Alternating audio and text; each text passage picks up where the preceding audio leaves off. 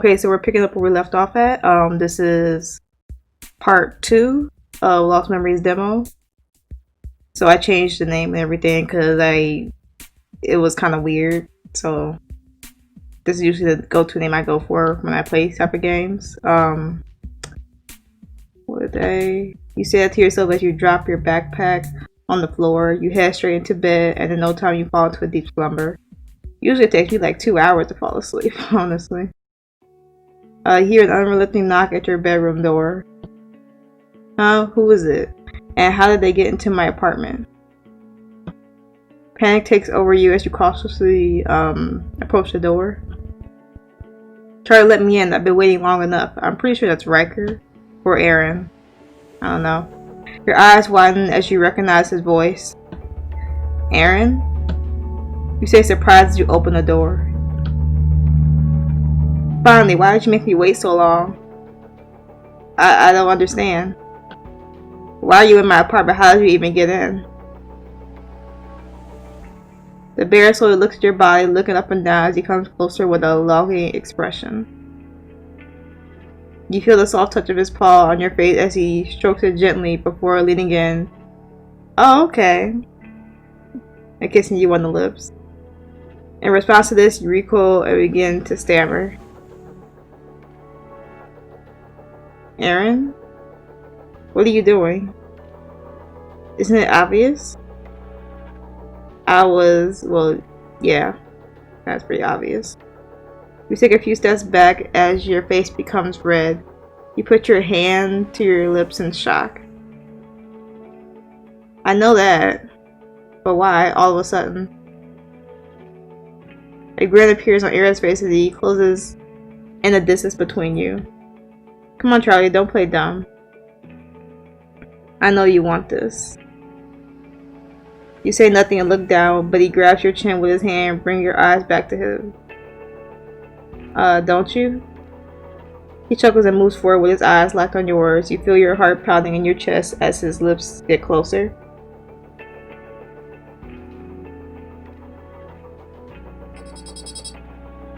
What the? Oh. You wake up to the sound of your alarm clock. I had a sneaking suspicion that he was sleeping, but I wasn't sure. You were in bed, you were covered in sweat, and beneath your blanket you were okay. Oh god, it was only a dream. Yeah.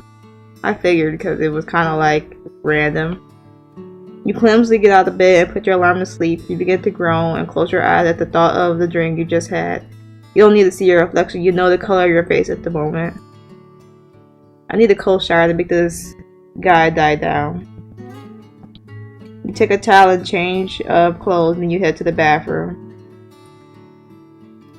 You turn on the shower and get out of your underwear. Meanwhile, down below, still staying under tension as you go into the shower. You turn on the shower and get out of your underwear. Meanwhile, down below, still standing. Yeah. So just think about something else, like nature. The cold water helps. Yeah. You make sure you are clean before you exit the shower and wrap your towel around your body. Back in the bedroom, the first thing you look at is your alarm clock. Sure. I'm going to be late if I don't get a move on. Let your towel fall on the floor as you hurry to get dressed for school. Yeah. It takes me like 5 minutes to get ready if I absolutely need to. You get on your knees to check that everything you need is inside your backpack. You also pat your pockets to make sure you have your smartphone. I usually always put my phone in like my right pocket because if I put it anywhere else, it's like I freak out because muscle memory forced to have it. You say to yourself as you approach the main door, you're about to open it when you hear a familiar voice on the other side. This still a dream? You gotta pinch yourself or something. You pinch your arm. It's definitely not a dream. The voice sounds muffled, so you lean your ear against the door. What do I even tell him? Hey Charlie, everyone knows where you live, so I decided to stop by and walk you to school. Isn't that Aaron? You raise a brow as you keep listening. No, you stupid bear, you sound like a stalker. can't entirely stifle your laugh as you end Aaron's pep talk by opening the door. Aaron looks at you, his jaw slowly dropping while his face becomes red. You keep it together and hold in a laugh. Hey, Aaron. Aaron responds with a blank stare, not a word escaping his mouth.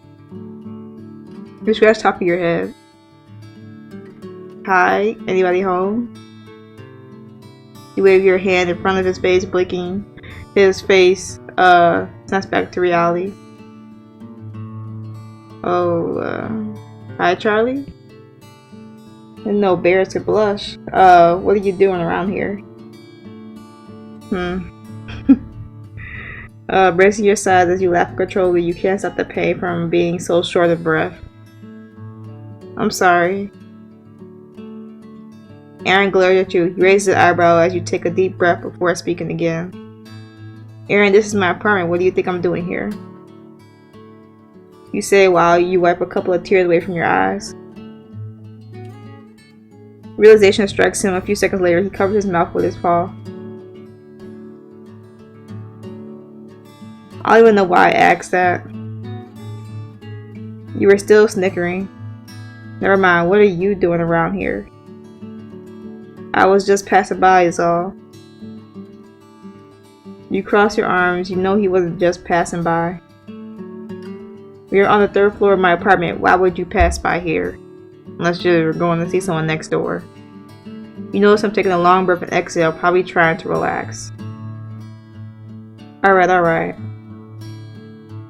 All beastmen know where you live, this is mostly for your protection. It helps if you get lost or something happens to you. We were told to make you feel as comfortable as possible without interfering too much. You're a very special person. I was just thinking that because I only live 2 blocks away, maybe you'd like to have someone to walk to school with. That is nice though. He looks away from you, rubbing the back of his head. If you want to. Well, I'm not gonna be rude and be like, no, like, you can't walk me there. I'm like, no, it's fine. Sure, I'd like that. Yes, really. I mean, of course, are you ready to go? Yeah, let me just lock the door. We lock the apartment door and leave the building together.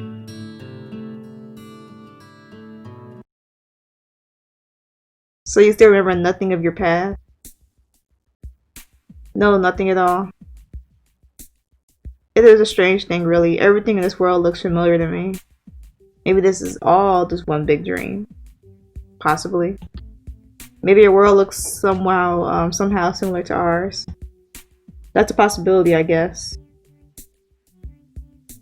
As these words leave your mouth, you gaze vacantly ahead. You gaze vacantly ahead, okay. Are you okay? Yeah, I'm fine. Okay. Is there anything you want to know about me? You pause at his question. About you? Aaron squirms for a second and quickly looks down at his hands. I mean about us, about this world. That was smooth, Aaron. Like, I know very little about beastmen in general. While you see that, your mind wanders to your dream you had today. Your face burns for a moment. Aaron doesn't know this. What about, relationships? Upon hearing this question, Aaron looks from his hands, eyebrows raised, and staring at you. Relationships, as in being a couple?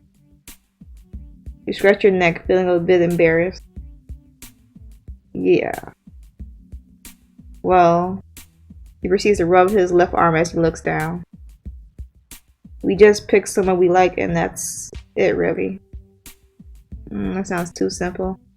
But that goes for same sex as well. Sure, however, interspecies is frowned upon. You hear sadness in his voice while he says that. I see.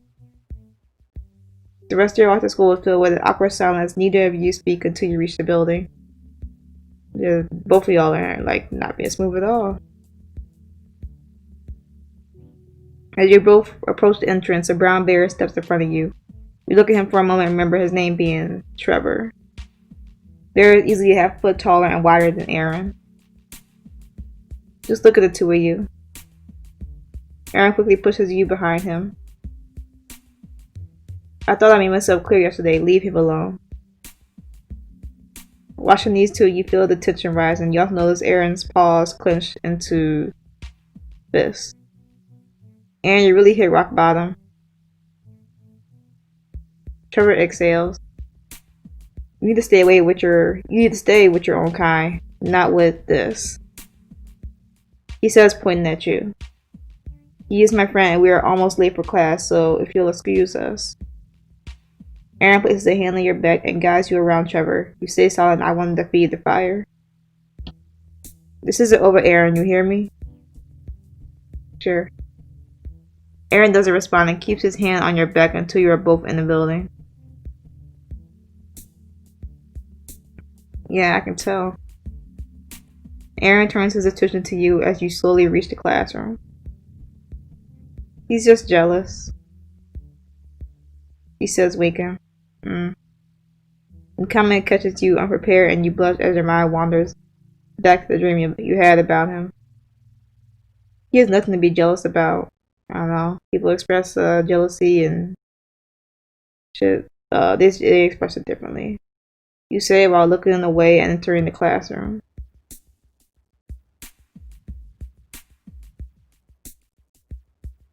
That's Hector. There you are, Aaron. It's unusual for you to cut it. This. Hector stops speaking and notices you behind Aaron. Hey, Hector. I was walking him to school. Like I need a babysitter or something. You think as you frown. Hey, Charlie. Aaron, we talked about this. Ryker touches his brow. You look at him confusingly. Talked about what? Before Hector has a chance to respond, Aaron jumps in. We'll talk about this later, Hector, in private.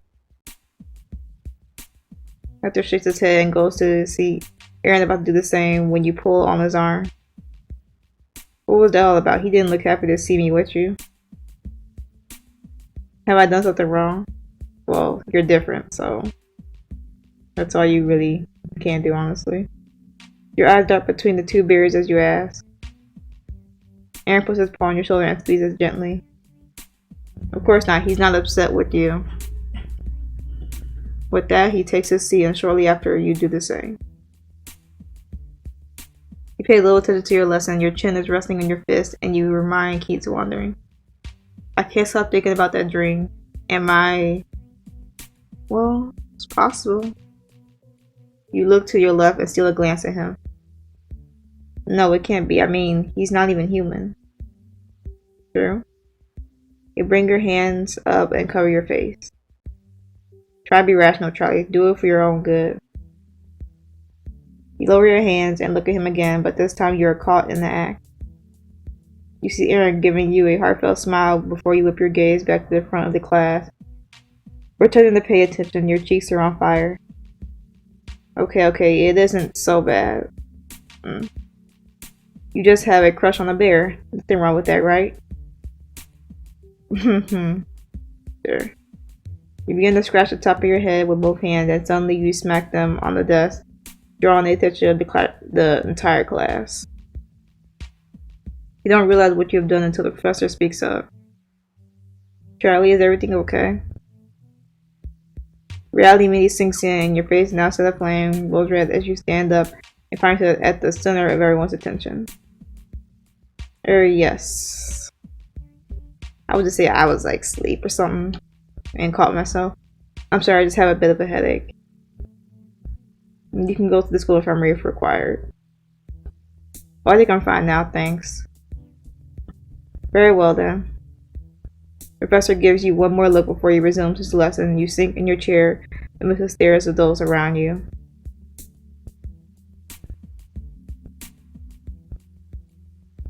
Are you sure you're okay? Your face looks like a ripe tomato. I'm okay, it's just a headache. Mm-hmm. Alright, you don't have to follow the lesson. I'll take notes for you.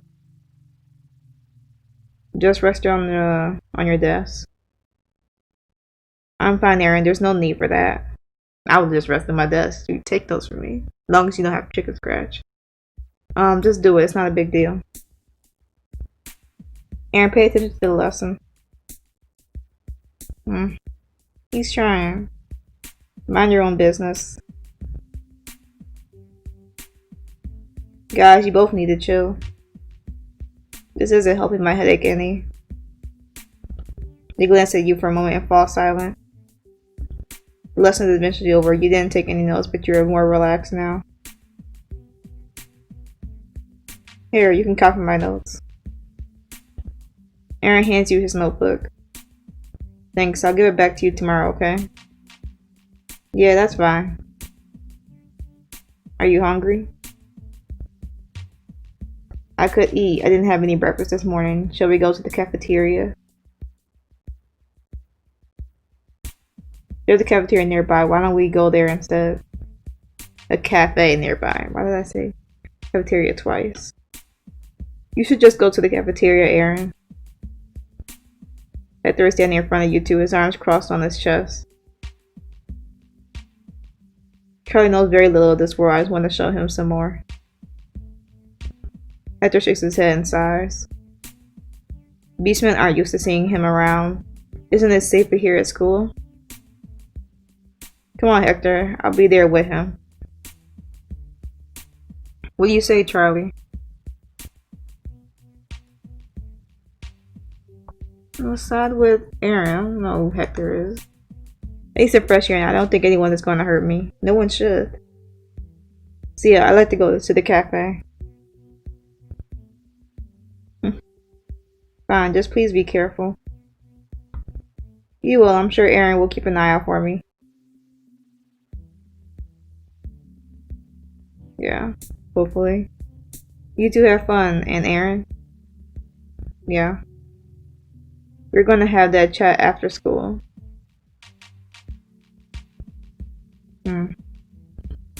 Aaron grabs your wrist and pulls you out of the classroom with him.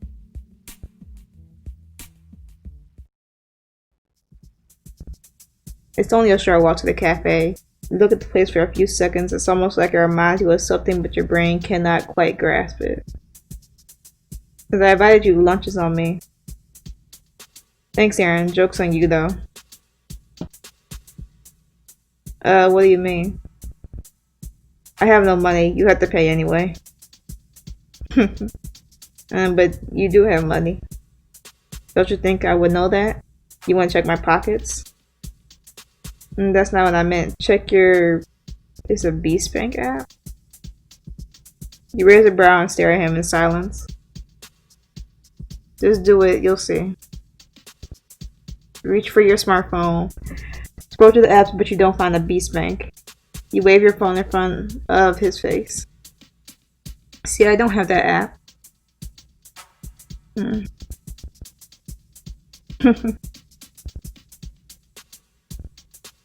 He doesn't wait for your permission. He takes your phone off your hand instead. I should save. I don't think I saved it all. Well, I did for that, but that was like just a placeholder. But we'll go to the menu because yeah, like the title. Yeah. So yeah, this is part 2 of Lost Memories.